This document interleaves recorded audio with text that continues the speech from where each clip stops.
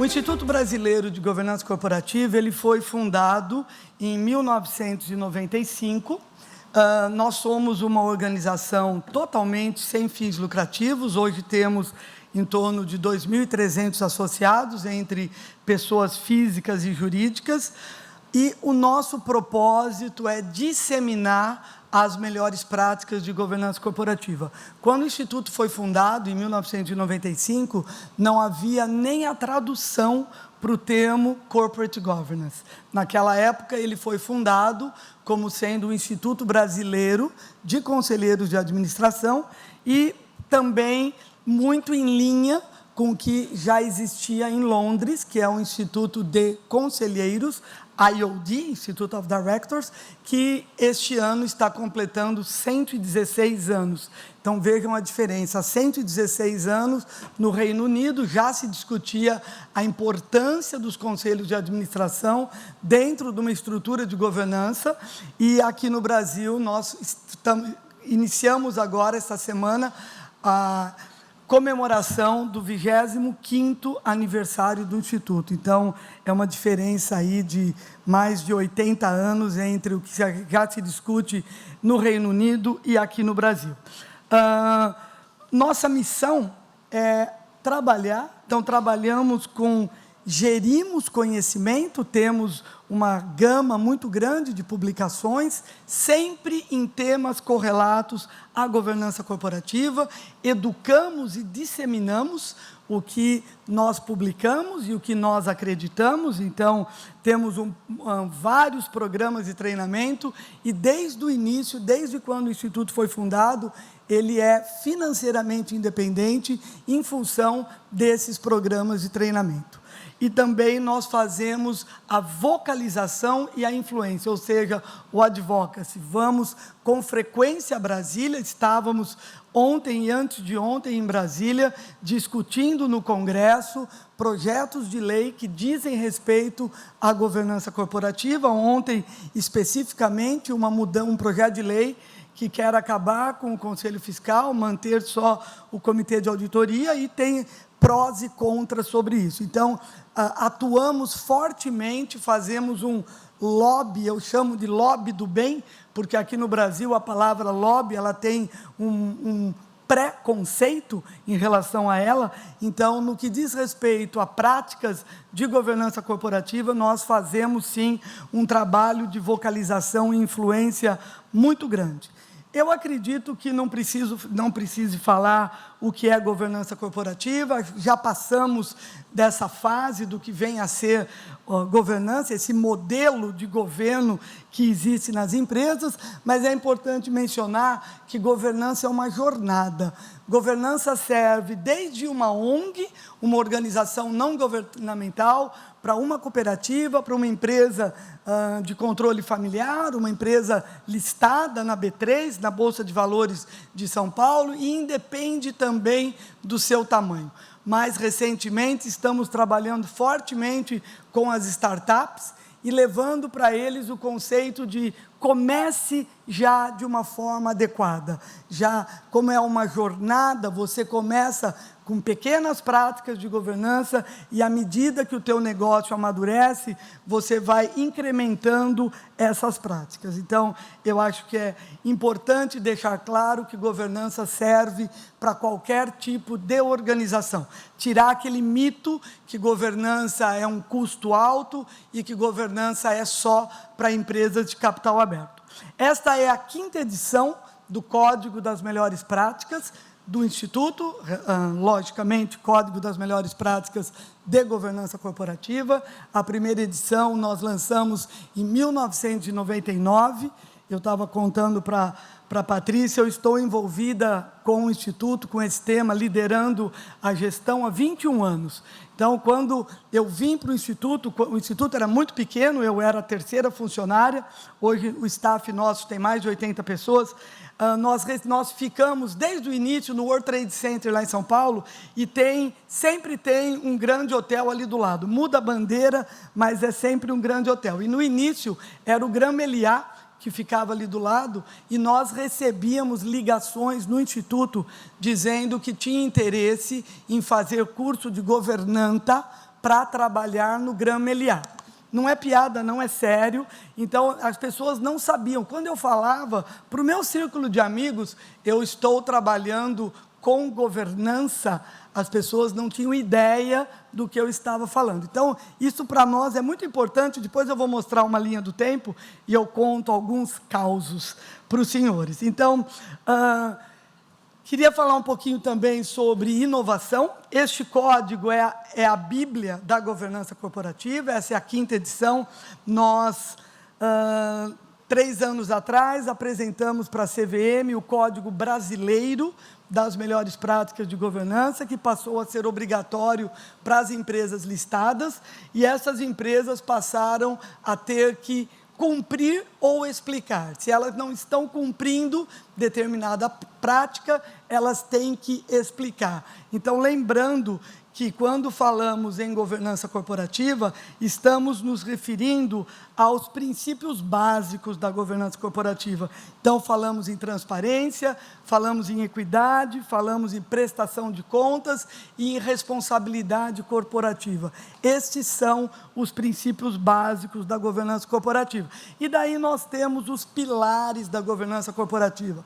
Os acionistas ou os cotistas, quando nos referimos a empresas de capital fechado, o conselho de administração, muitas vezes, numa empresa menor, um conselho deliberativo, ou se estamos falando de uma fundação, um conselho curador, a diretoria, a gestão, os que administram no dia a dia a determinada empresa ou organização, órgãos de controle, acredito que o professor vai entrar um pouquinho na parte de controle, ou seja, riscos, auditoria interna, auditoria externa, mais recentemente compliance, ou integridade, que era uma palavra que nós não ouvíamos uma década atrás, e agora estamos ouvindo e muito sobre isso, e conduta ética. Governança está intrinsecamente ligada à conduta ética.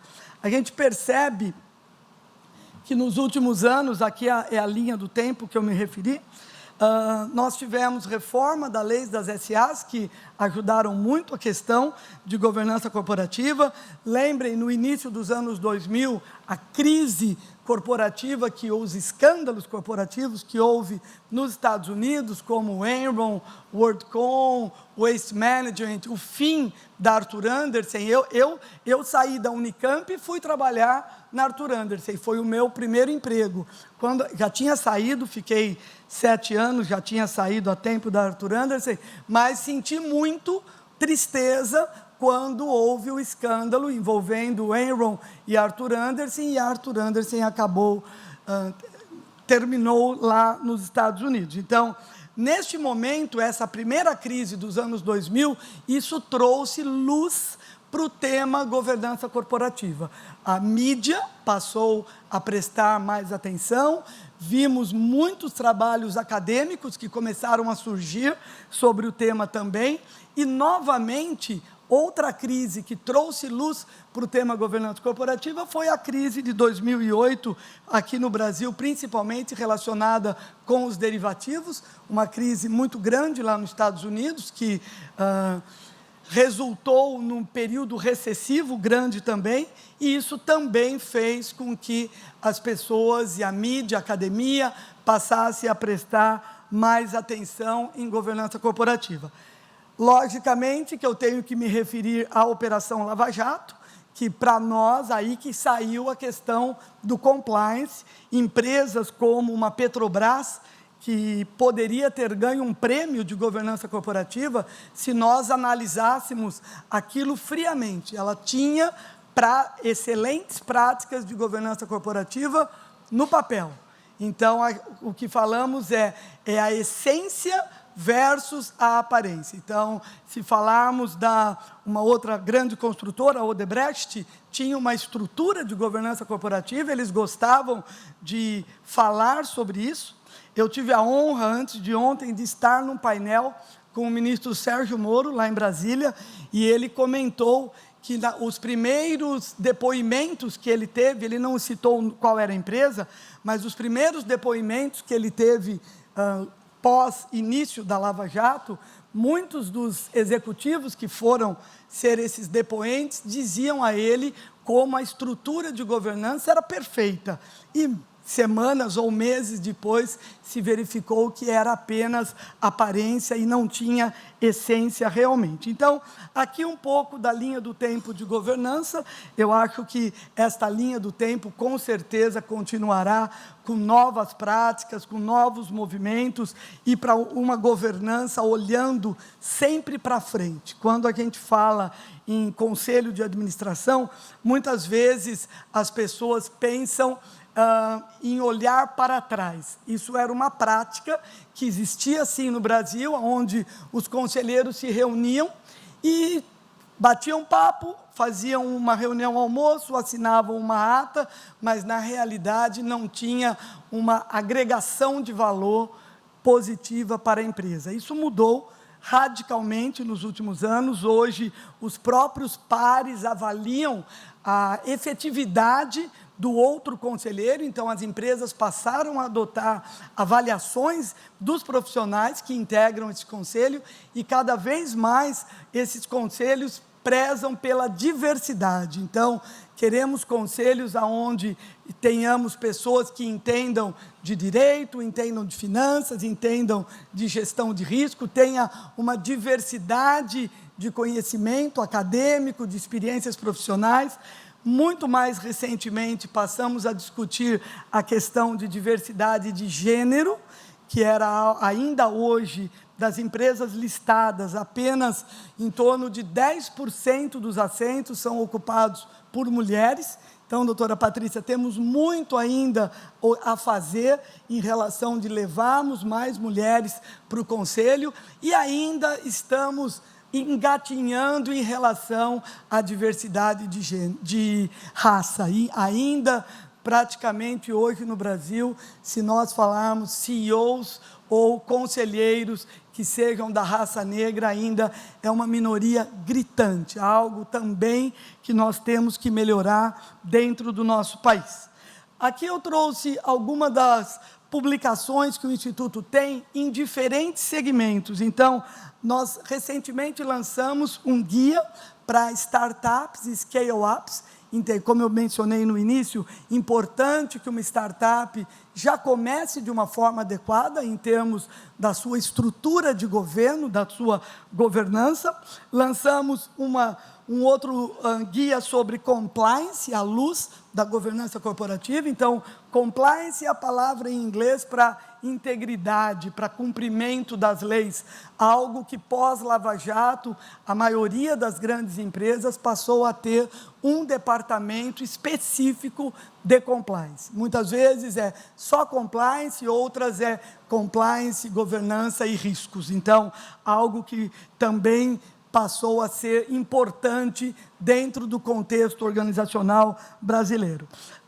Temos guia para empresas listadas, uma gama muito grande também para empresas familiares, e aqui embaixo os senhores podem ver que nós temos um guia de governança para o terceiro setor. Como eu disse, uma ONG também deve adotar boas práticas de governança corporativa. Queria falar um pouquinho de inovação. Eu acho que é um tema muito importante que nós temos dentro da estrutura de governança, o conselho que lidera a gestão, o tom que vem do topo, tone of the top, é muito importante. Então, cabe ao conselho, dentro do seu planejamento estratégico, fazer essa liderança em relação à inovação. Se nós olharmos os índices, o Brasil é o 64º no índice global de inovação. Então, estamos muito lá atrás, tem muito que ser feito.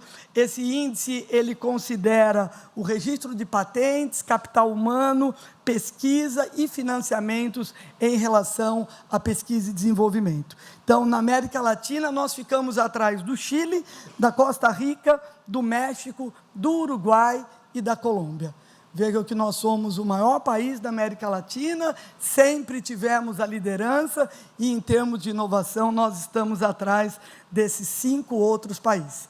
Se a gente fala em termos de pesquisa, as pesquisas mais recentes mostram que por volta de 50 mil pesquisadores deixaram o Brasil rumo a universidades estrangeiras. Então, no meu círculo de amizades, vários filhos de amigos nossos, sobrinhas minhas, formaram aqui, foram fazer um mestrado ou um doutorado fora e não voltaram, porque alegam, e com razão, que acabam tendo um ambiente muito mais propício para desenvolvimento das suas próprias pesquisas em função do investimento que aquelas universidades possuem. Em termos de registros de patentes, o Brasil é muito lento, o nosso processo é extremamente moroso, então também é algo que muitas vezes o pesquisador acaba desistindo de registrar aquela patente em função desta morosidade que existe dentro desse custo Brasil. As empresas brasileiras, elas investem pouco em inovação, pouco em pesquisa e desenvolvimento, e metade do gasto com inovação, ele vem do governo. Não que isso seja ruim.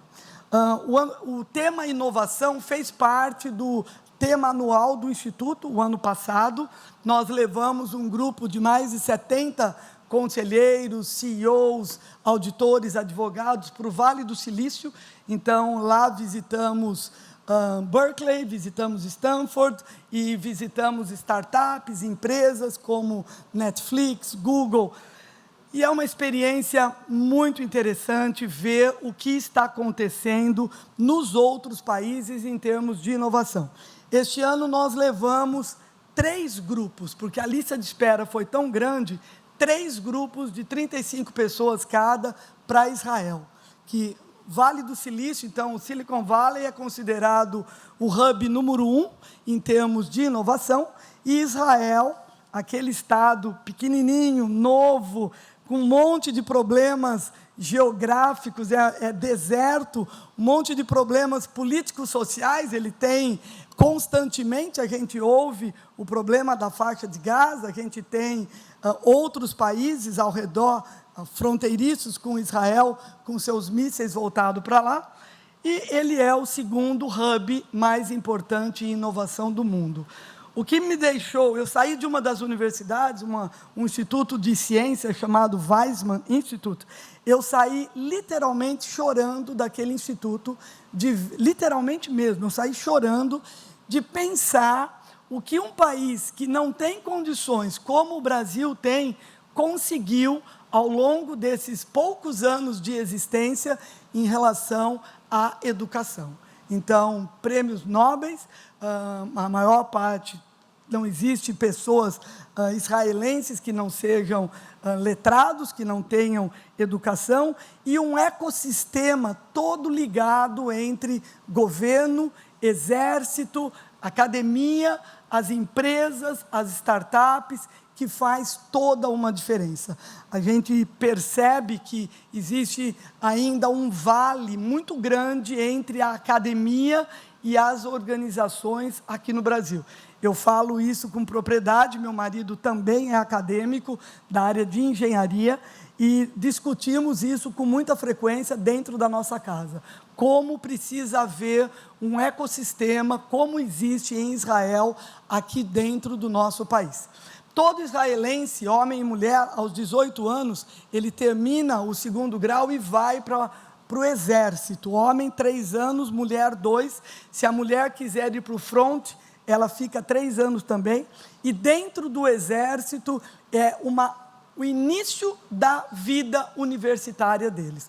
O que eles aprendem em termos de inovação, ciências, logicamente a parte militar também, já é o início da universidade.